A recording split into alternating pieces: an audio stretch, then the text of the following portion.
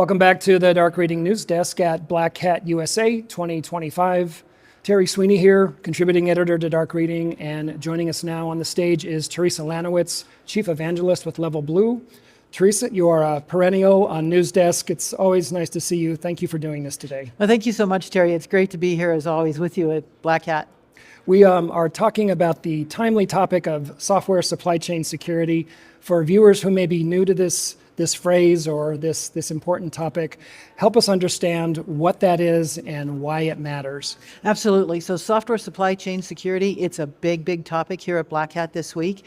And if you think about the software supply chain, it is all of the processes, the tools, the technology, the components, the library that go into either building, publishing, developing, creating that software asset. So at the end, you get your software bill of materials, that inventory, that codified cargo list of everything that is in that software that you've just built. And it's really important right now for three primary reasons.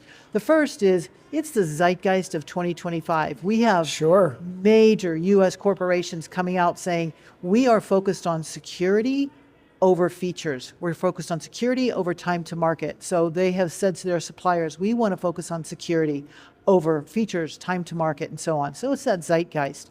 The second thing is we're living in that API economy. And the APIs, of course, are the way that businesses communicate with one another. It's the glue that holds together our applications and our devices. It makes it so easy for us to do everything.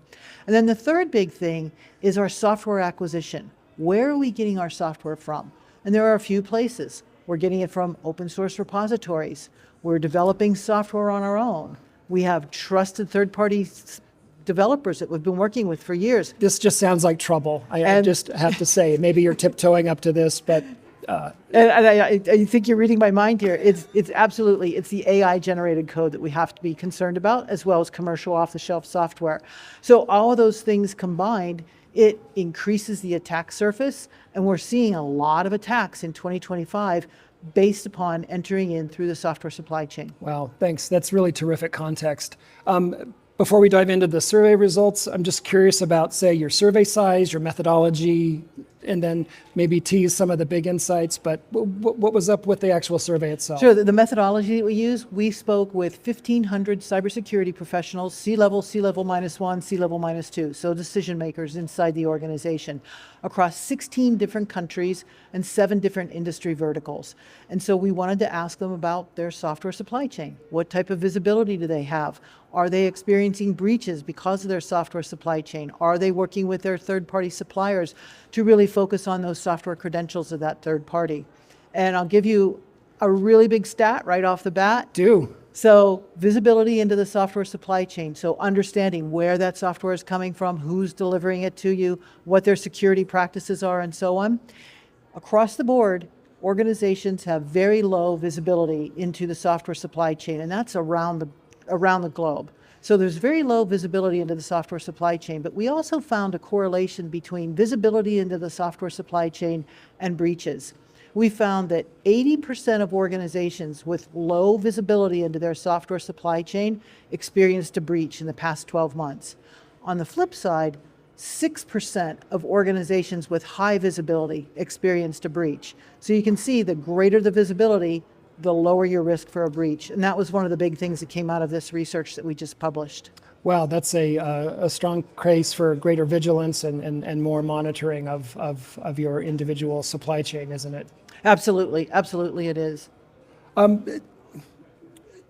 What are some of the risk factors that are associated with the software supply chain? What did your survey results show there? So one of the things we found is that organizations, if they have low visibility into their software supply chain, they're struggling with things such as, how are my open source libraries, the open source dependencies that I have in this software? How are we managing those? Are we at risk with those?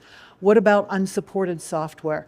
What about the software that we're bringing in from these trusted third parties that we've been working with for decades? Are we doing the right code reviews? Do we understand all the defects that are in there? Do we understand the vulnerabilities that these pieces of software are actually creating for us?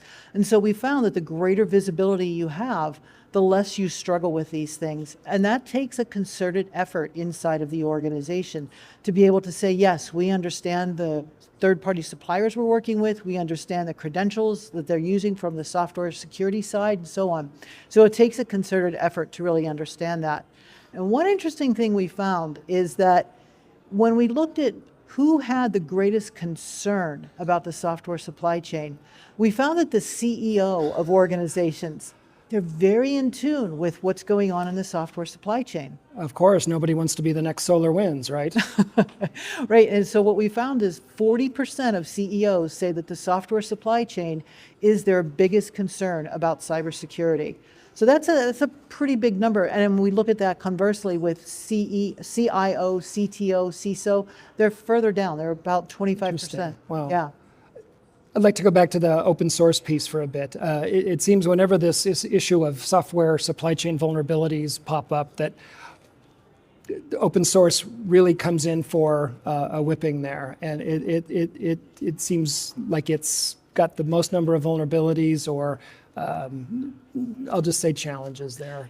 Challenges. Is that fair? Or and yet people continue to use open source for a variety of reasons, but they're going to what do you make of that? Yeah, they're going to continue to use open source. Time to market is still something that is important, even though we said at the beginning that we see large multinational US corporations saying, we're focused on security, but time to market is still very much a factor. Is that mouse or lip service?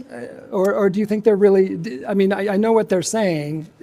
Does I'm not sure it's matching up with the actual reality. I think that we see that software is really the last mile in security. So making sure that that software is secure is something that organizations are very, very concerned about. So think about it. Think about the types of software that you personally interact with on a daily basis. You want that software to be secure. You want it to be reliable. And think about the company that you're working with, the type of trust that you can put into the company that you're working with. So I don't think that's lip service. I think that's a reality. And I think that organizations across the board are coming to grips with this idea of software supply chain is critically important. In fact, one of the stats that we have from our research is that we asked organizations, where are you spending your money, your cybersecurity budget? The top answer, 69% of them, almost 70% came back and said they are investing in application security. So application security, while it's been one of those things for those of us who come from an application development background, we love to think about, we love to talk about, it is now part of the discussion that organizations are dealing with. And like I said, the CEO is far more in tune with what's going on with the software supply chain than others inside the organization. Well, those numbers really back up the sea change that you're pointing Correct. out here. Yes, most definitely. Good stuff. Close us out with some thoughts around what steps organizations can take to improve the security of their software supply chain. There are really 4 things that organizations can really do to really improve their software supply chain security. 1, take advantage of the fact that the CEO is very aware of this. So take advantage of the fact that your CEO is definitely thinking about this. Your CEO is not in there working with the third-party suppliers, but the CEO is very much aware. Yeah, people in high places. Exactly. So take advantage of that. Second thing is know your vulnerabilities. Know where your vulnerabilities are in your source code. So if you don't know where your vulnerabilities are, you're going to be in a world of hurt if that third-party supplier is attacked and you might be using one of their APIs, for example. So know your vulnerabilities. The third thing is invest in modern tooling. Look at things such as exposure management, managed threat detection and response, those types of things to really help you understand where those attacks might be occurring.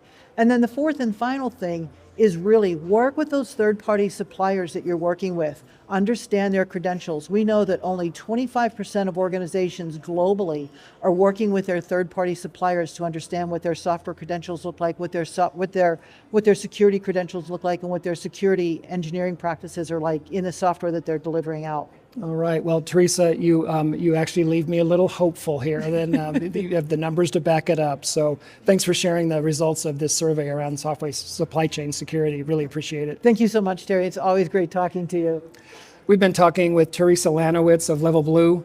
This has been Terry Sweeney for the Dark Reading News Desk. Thanks for joining us for this segment. We'll see you next time.